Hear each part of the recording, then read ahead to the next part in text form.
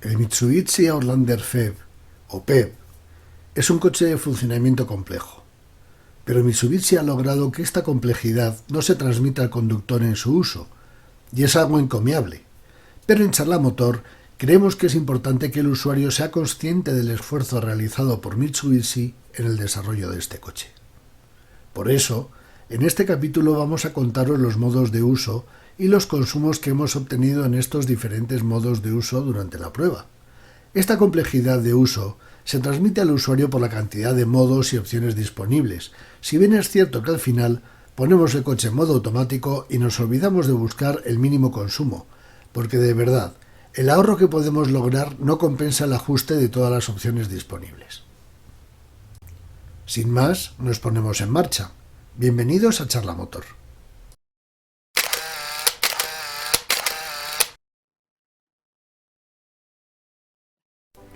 Comencemos por entender el coche. Este coche tiene tres motores. Un motor térmico, que es lo que aparece ahí con la palabra engine, y dos motores eléctricos, front motor y rear motor. El eje delantero, como vemos, puede ser manejado bien por el motor térmico o bien por el motor eléctrico, mientras que el eje trasero siempre va a estar manejado por el motor eléctrico.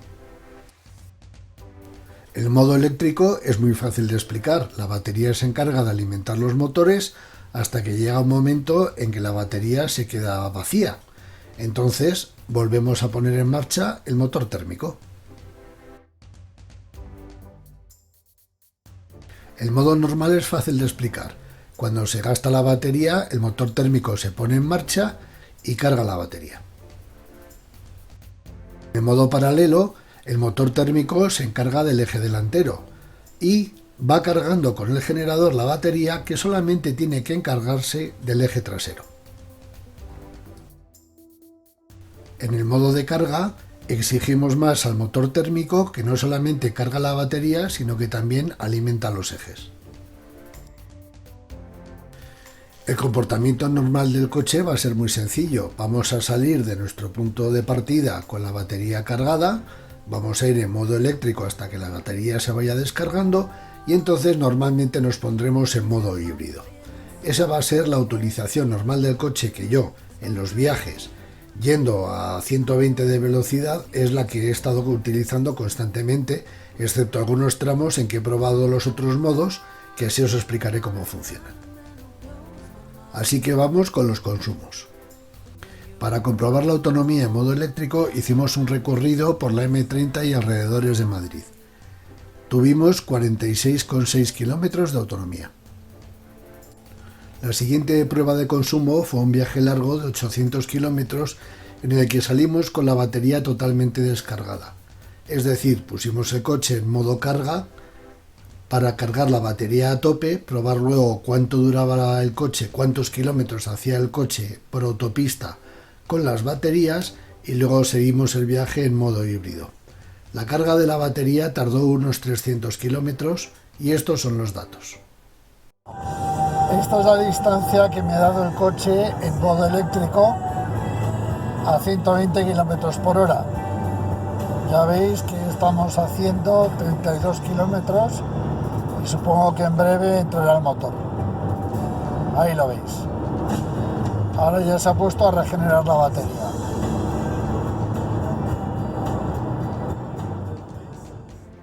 Vamos con los datos del viaje. Veis que prácticamente todo el viaje lo hemos hecho a una velocidad de 110, 120, hemos pasado un poquito de 120 alguna vez y muy puntualmente hemos pasado de 130 y una vez simplemente para ver cómo entraba el motor de 140. Vamos con los consumos. Estos son los consumos en autovía.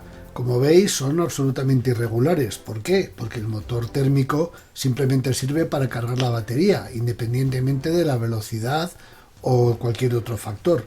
Pero vemos un dato interesante. El consumo fue de 8,6 litros a los 100. En modo interurbano tenemos unos estupendos 3,8 litros a los 100. Vemos igualmente que el consumo es irregular. Dependemos simplemente de la necesidad de carga que tenga la batería. pero vemos que ya los consumos en ciudad son bastante apañaditos. Estos son los consumos en llano, no tenemos desnivel, estamos en un 0%. Y vemos que un consumo medio durante el viaje, el consumo medio en llano, insisto, vemos que está en unos 7,9 litros a los 100. Os recuerdo que la batería estaba descargada y que durante el viaje hemos utilizado 300 kilómetros para cargar la batería.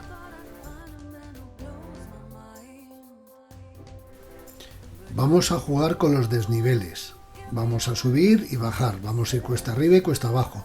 Y vais a ver que podemos pasar a la misma velocidad de unos consumos de 12 litros a consumos de 6.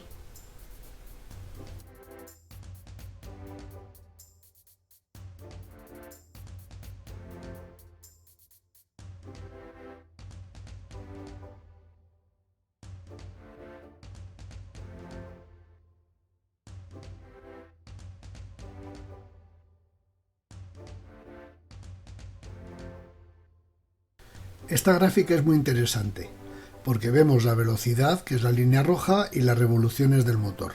Vemos los cortes que se producen en las revoluciones del motor, porque a veces se corta, se pone en modo eléctrico y el motor se apaga. Pero vemos que cuando el motor, como lo usamos como un generador, no como un motor normal de un coche térmico, vemos que normalmente se mantiene en 3000 vueltas, que es el momento de carga. Hay un pico en la parte derecha al final, que es cuando le pegamos un pequeño acelerón, y como las necesidades eléctricas son superiores, el motor sube de revoluciones. Pero realmente el comportamiento del motor es como un generador. Para finalizar vamos a hacer una prueba de conducción en modo híbrido. Con la batería totalmente descargada vamos a salir, para los que conozcan Madrid, y si no os dejo aquí el plano, vamos a salir del Pardo. Vamos a ir por la calle Princesa a la Plaza de Colón, vamos a subir por el Paseo de la Castellana y vamos a volver al Pardo. Esto lo vamos a hacer a las 12 de la mañana de un jueves. Vamos a ver cuáles son los datos de consumo. Comencemos con los porcentajes de tiempo por velocidad. Vemos que un 34% del tiempo hemos estado parados. Había un tráfico infernal, como últimamente es usual en Madrid. Pero gracias a Dios nos ha salvado el recorrido que hemos hecho desde el Pardo hasta la entrada por la calle Princesa. Aún así el dato es llamativo. Pero bueno, estos son los datos y el tiempo que perdemos cuando hacemos el viaje con las características que hemos indicado. Por último vemos la velocidad, que es la línea roja. Vemos en los momentos en los que el motor ha estado encendido, que es la línea azul clarita. Y vemos que muy difícilmente pasa de las famosas 2500-3000 vueltas. En este caso 2500 vueltas, y vemos que la temperatura del motor, pues igualmente, debido a los ciclos de carga, descarga, apagado, encendido, la temperatura de agua del motor es un poco errática, pero vamos, algo normal en un coche de estas características. Y aquí tenemos el dato final de consumo en urbano con la batería descargada. Nos hemos movido en 6,9 litros a los 100, un buen dato.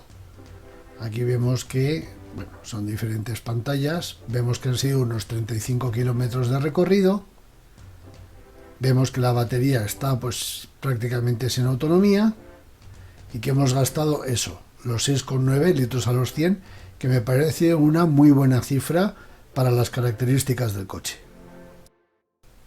Para terminar, simplemente deciros que el Mitsubishi Outlander PHEV es un coche idóneo para aquellos que vayan a hacer desplazamientos cortos, diarios, de entre unos 40 o 50 kilómetros, incluso un poquito más, y que puntualmente, pues fines de semana, vacaciones, etcétera, lo utilicen para viajar por carretera, ya que viajando por carretera el peso se nota y vemos que tiene un poco más de consumo respecto a un gasolina de parecidas características, pero donde este coche realmente es imbatible dentro de su categoría es en los recorridos por ciudad. Vemos que es que prácticamente el consumo de combustible es ridículo. Si disponemos de una buena carga, una buena toma de carga y podemos manejarlo en modo eléctrico la mayoría de las veces, vamos a ver que el coche es realmente económico. Y esto es todo por hoy. Gracias por seguirnos y estar atentos al próximo capítulo de la prueba de este interesantísimo coche. Hasta la próxima.